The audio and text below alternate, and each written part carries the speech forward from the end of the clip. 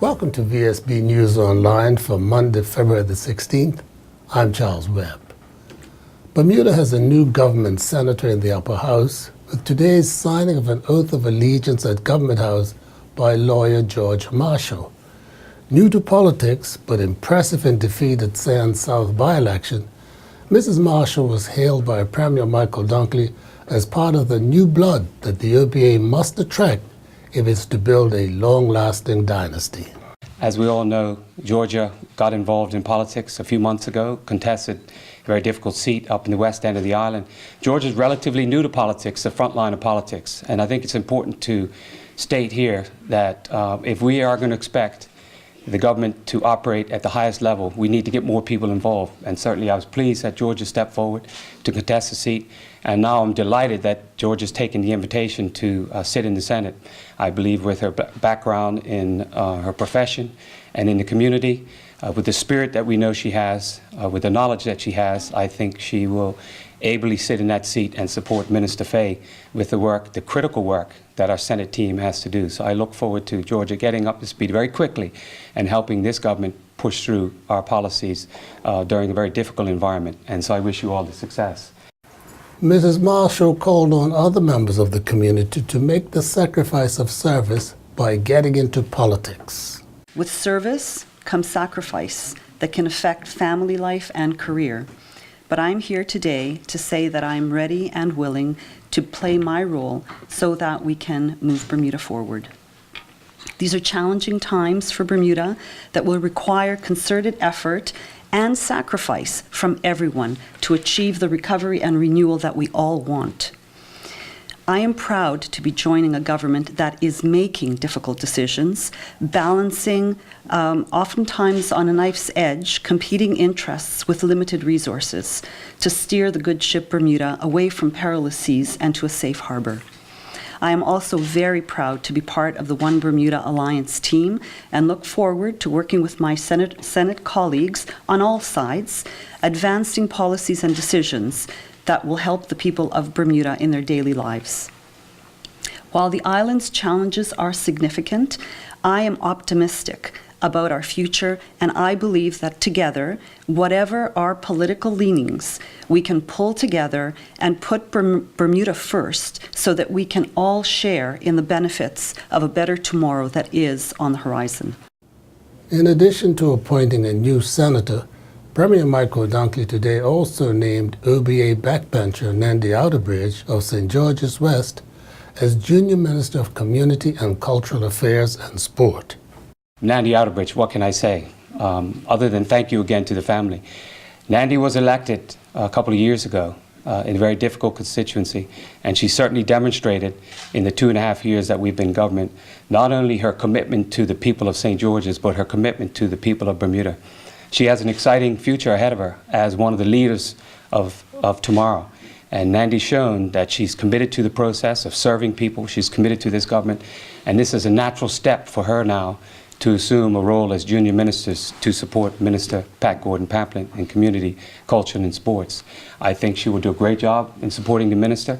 And I look forward to a lot of great things happening in that ministry with the great team that we have. Mrs. Outerbridge, a well-known athlete in her student days, thought it appropriate to find herself helping Minister Patricia Gordon-Pamplin with that portfolio. I see this appointment as a step in expanding my responsibilities of service, not only to my community and to my generation, but to my country. The past 2 years have broadened my understanding of what is needed to provide the people with the service they need, and I will use the days ahead to continue to make that commitment real. I am particularly enthusiastic to serve as Junior Minister for Community, Culture, and Sports. As a former athlete, this seems a natural fit. There is much from my life that I can bring to bear on the issues that fall in its remit. I look forward to working with Minister Pat Gordon-Pamplin to make sure that the ministry, with all its different responsibilities, meets the needs of the people, organizations as intended. I would like to thank everyone for their support, my family, colleagues, and friends. Thank you, Premier. A full-time president gives the Bermuda Public Service Union more flexibility and the effective leadership required to shepherd through the many upcoming negotiations. This according to Jason Hayward, who today commenced his first full working day at the Union Angle Street's headquarters. In part one of a two-part interview, he tells of the way forward for the union's 3,300 members. We just had Clarion on board, so obviously we have to get that up and running, Clarion up and running with a new collective agreement. We have negotiations with the Bermuda College to have to ensure that their collective agreement is there, the Bermuda Hospital Board, and the Cedar Bridge Academy. So certain bargaining units that we have, their collective agreements are outdated. In particular, the Bermuda government collective agreement is outdated, and we need to get that back up to date. My background in economics and national account statistics, it provides me with the critical thinking and analytical skills needed to be more effective in this job. I think right now a lot comes down to the numbers. A lot comes down to critical thinking, problem solving, and the analytical skills that I've had from my previous employment, I think aids me well in this particular role. Now, have you scheduled any meetings, say, with other areas of government where you can bring them into understanding what the future plans of BPSU are? Well, we try to keep our membership abreast first and foremost in terms of what the union is actually doing. Next week we would have our delegates conference where we'd have to update our delegates on the plans they assess us for our previous 3 years, and we'd have to discuss how we intend to move forward for the next 3 years. So certainly we keep our members abreast, and a large portion of this job is communication, effective communication with both our partners in reference to the employers, and our members, which are the employees. Now, I understand only 69 people voted against this move of a fully paid president. I'm sure this is democratic, but what do you feel might have been their thinking? I'm not sure what would be the rationale. I think some people don't accept change well. Some just are conservative and err on the status quo. So if they feel as though the status quo, nothing was wrong with the status quo, then they would probably vote no. But then there are some people that think that we can become a more progressive organization. Some people embrace change better, and as a result, I think that the vote reflected that.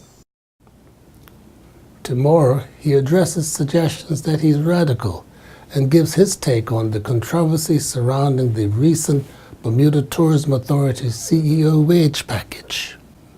The growing alarm at government's plans to build a maintenance yard in the middle of the Botanical Gardens has now translated into an online petition, which has been started by a group calling itself Take Back Our Park. VSB's Brian Darby has the details. The action group Take Back Our Park has started an online petition to let people have their say over the maintenance yard being built in the middle of the Botanical Gardens. Take Back Our Park wants to see work on the yard, which includes 2 new 2-story buildings, a water tank and a staff parking lot, halted as the site sits on the only piece of land that currently links both sides of the gardens. The petition says that government is currently building a large maintenance yard and water tower at the centre of the Botanical Gardens to replace a yard that was previously there over a decade ago. And they say they feel the Botanical Gardens, one of the treasures of Bermuda and Bermuda's most important park, belongs to the people of Bermuda and should therefore not be used for industrial purposes such as a maintenance yard. It also asks the question, do you support asking government to halt work immediately on the maintenance yard in the Botanical Gardens and to revert this area back to being a usable part of the gardens, forever linking both sides and enhancing it for future generations? Brian Darby reporting for VSB News. And we'll be back with more news right after this.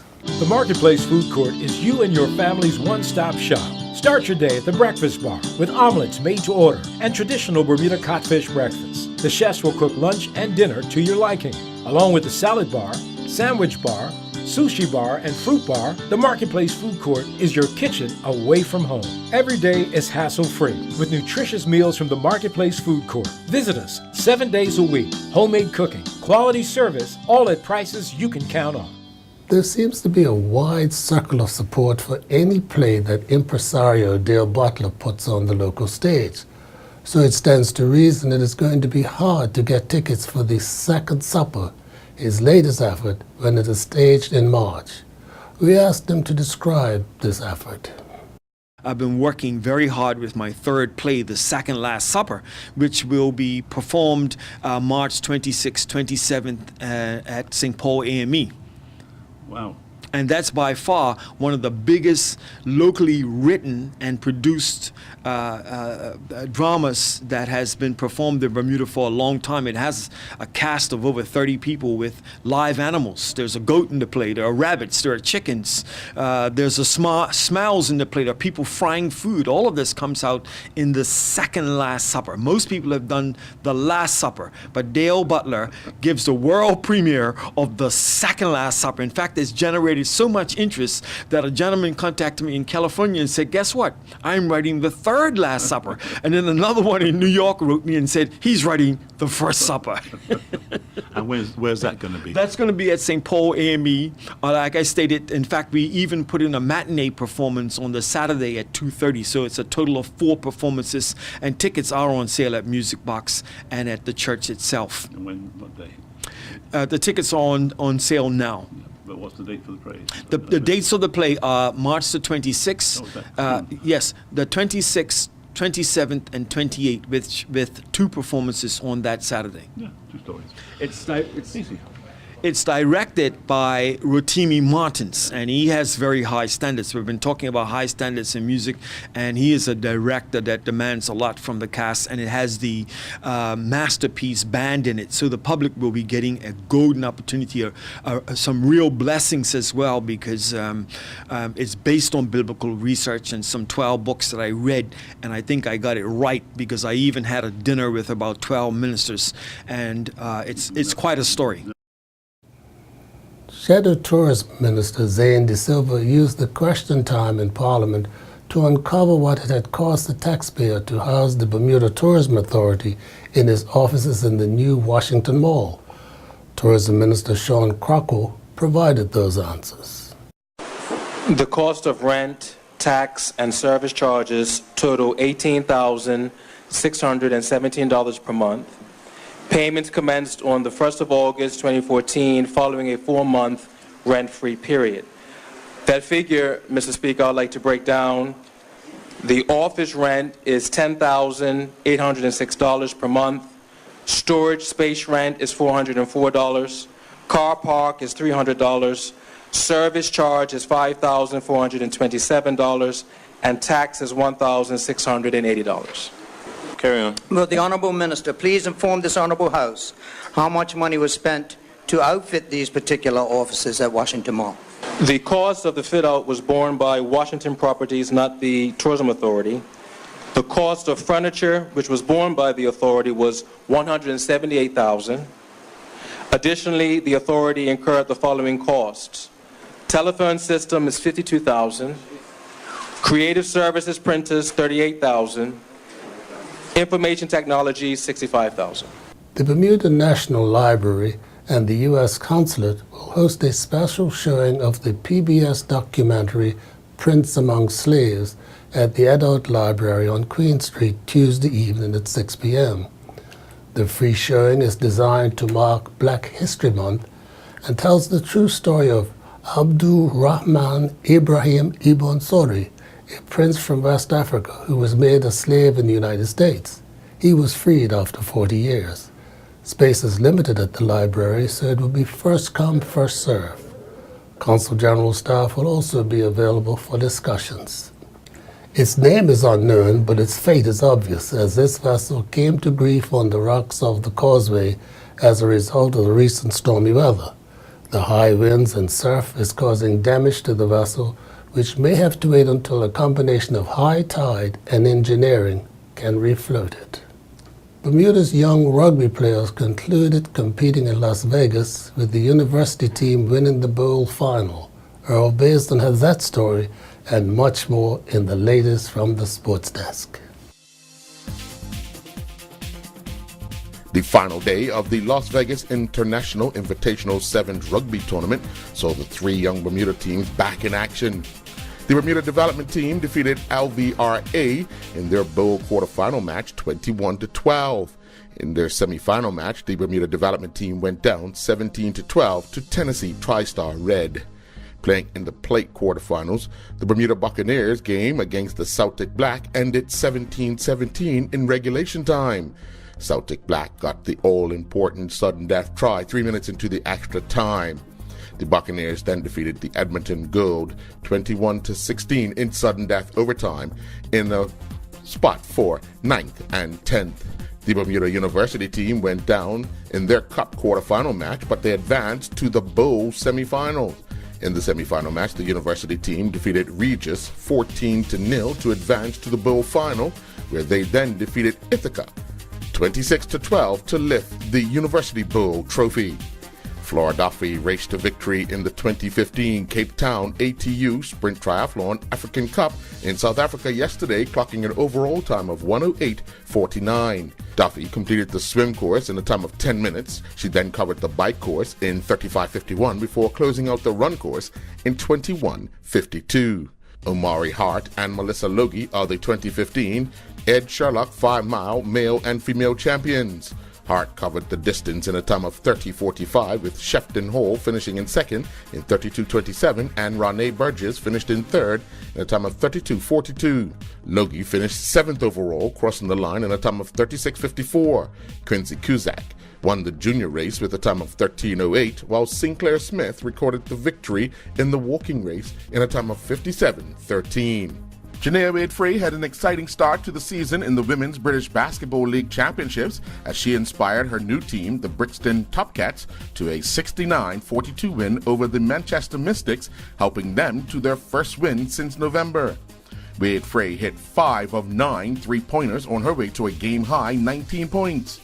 Wade-Frey started on the bench but played just 3 seconds shy of 27 minutes. She went 6 for 11 from the field and 2 for 3 from the free throw line. Wade-Frey had 1 rebound, 1 turnover, and 4 assists in the game. In First Division football action yesterday at Police Field, BAA broke the promotion race wide open with a 3-1 victory over league leaders Boulevard Blazers. BAA got goals from Nazir Richardson, Laquan Thomas, and Marcus Ming, with the Boulevard lone goal coming from Kaniko Trott. In other First Division action yesterday, it was Somerset Eagles 2, Devonshire Colts 2, Crossroads 3, St. David's 2, Paget Lions 3, Wolves 3, and Ireland Rangers 1, Young Man Social Club 1. In Premier Division action at the Southampton Oval, Southampton Rangers got goals from Thomas Brown and Gennaro Tucker in their 2-1 win over visiting North Village Rams. Player coach and substitute Ralph Gumbo Bean scored the lone goal for the North Village Rams from the penalty spot, but they could not find the equalizer. Meanwhile, the only other Premier Division match to be played yesterday, it saw St. George's Colts play to a 1-1 draw with Hamilton Parish. Patrick Nisbet is taking part in the International Jumping Competition CSI 2 event in Belgium. Nisbet, competing in the 1.35 meter Table A in 2 phases class, riding Farah Van Ketchlop, finished 43rd, recording a time of 35:49, and they had 4 penalty foul points. Competing in the 79 competitive field in the 1.30 meter Table A against the clock class, Nisbet and Antanica finished 14th with a clear round time of 61:13. The same pair competed in the 44 competitive field in the 1.20 meter Table A in 2 phases class, finishing 9th, clocking a clear round time of 27:59. Gladwin Roots Phillips held the Sensei Roots 20th edition karate tournament at the Pembroke Sunday School yesterday with most junior categories subscribed, although only Dominique Brown achieved a triple first place by entering all 3 divisions of forms, weapons, and sparring. The forms grand champions were Daniel Lee in the novice boys division, Justin Eben was the intermediate boys division winner, Rihanna Pitcher took the honors in the novice girls division, while Riley Mason was the intermediate girls division title holder. Troy Bregman took the honors in the men's black belt division. Turning to hockey, there were 2 women's field hockey matches that saw the Swallows defeat the Wildcats 2-1, while the Ravens got by the Canaries 6-2. In bowl hockey action at the PCC hockey rink on Friday evening, the California Golden Seals defeated the Atlanta Flames 6-2. The Minnesota North Stars got by the Toronto Arena 7-4. And the final match of the night, the Quebec Nordiques defeated the Colorado Rockies 4-3. Tyler Smith and her ASA college women's tennis teammates improved to 2-0 by defeating Bryant University 6-1 in a team duel match. Smith, playing in the number 4 spot, defeated her opponent in straight sets 6-4, 6-1. She then teamed up with Marcino Oliveras in the number 2 double spot, and they also won 8-4. The Bermuda Netball Association's league season continued with youth and senior matches at Bernard Park. In the under-12 division, the Steinmark Nets defeated the North Village Lady Rams 25-7. The Data Tech Nets Greens defeated the Young Men's Social Club Blazing Bluebirds 31-1, and the Young Men's Social Club Baby Bluebirds defeated the Warriors 22-8. In under-16 division action, the Steinmark Nets edged the Young Men's Social Club Bluebird Juniors 21-20. The Data Tech Nets defeated the PHC Lady Zebras 18-11, and the North Village Lady Rams defeated the Young Men's Social Club Youngins 22-13. The Young Men's Social Club Lady Bluebirds defeated the North Village Rams 57-34 in senior league play. The Young Men's Social Club Blazing Bluebirds defeated the Young Men's Social Club Bluebirds 2 43-18, and the WWC Pink Panthers defeated the Bermuda College 41-18. I'm Earl Basden reporting from Las Vegas for VSB Sports. Looking at the weather for Tuesday, February the 17th, and who isn't? There will be sunny breaks with a few showers overnight. Winds will be southwesterly, light to moderate, increasing moderate to strong in the afternoon, then strong in the evening. We are expecting a high near 66 and a low near 54. This weather forecast is courtesy of the Bermuda Weather Service. Well, thanks for watching Vsb News Online for Monday, February the 16th. I'm Charles Webb. Stay warm.